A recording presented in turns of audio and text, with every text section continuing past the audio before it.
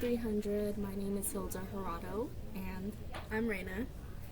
we are going to be talking about why is Martianus Capella important to rhetorical theory. So just a quick brief of what we're going to be discussing.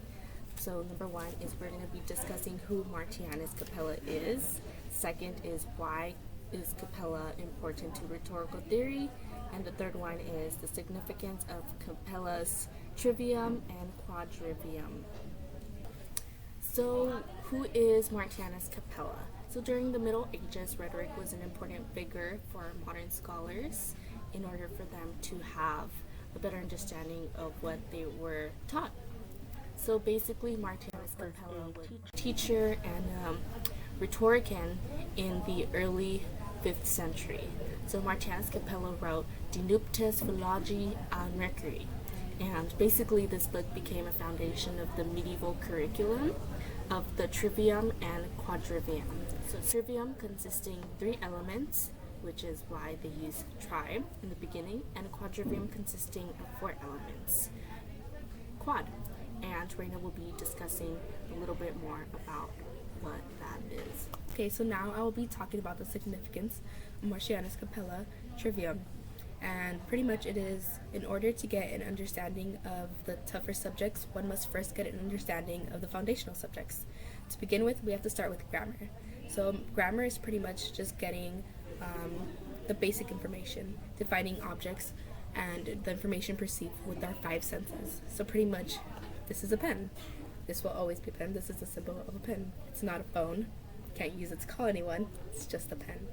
So we're pretty much just using our sight, our touch, to be able to just get the proper information, just the basic information. Then we have to go on to logic, which is the thing that is known. So it's the mechanics of thought. So it's what's the sign and what does it mean. So it's ability to tell the quality information and the quality argumentation. Then you could go on to rhetoric. So with rhetoric, you pretty much put it into communication. So you take what you know from your 5 senses, you run that through what you are thinking, and then rhetoric is how you would communicate it to other people. So those 3 are the basics of the education. And once you get an understanding of that, you are able to go to the quadrivium, which is geometry, arithmetics, astronomy, and harmony.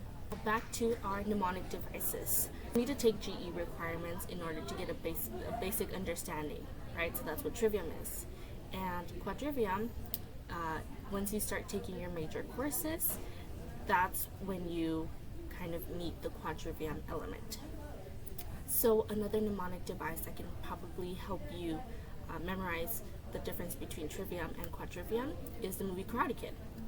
So I'm pretty sure everyone has seen the movie Karate Kid. So just a quick summary. A boy named Daniel, who moves to Southern California with his mother, finds himself the target of a group of bullies who study karate. So Daniel then befriends Mr. Miyagi, who happens to be a karate master himself. So then he goes ahead and starts training Daniel to become a karate master as well. And he can defend himself from the other karate bullies. So for the trivium element, Mr. Miyagi teaches Daniel how to wash a car and paint a house. So do you guys remember he washes his car and then he paints his house?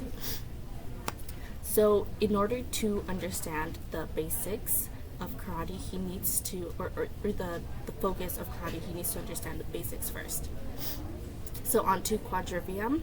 So Daniel then uses those hand movements in order to learn the master of the art, which is karate. So he developed the foundation of medieval curriculum, which includes trivium and quadrivium. And again, trivium consisting of grammar, logic, and rhetoric, and then quadrivium consisting of geometry, harmony, astronomy, and arithmetic. And trivium, think about the basics, washing the car, Karate Kid, and quadrivium is the actual art of karate. So thank you for taking the time to listen to our quick lecture. Good luck on your finals.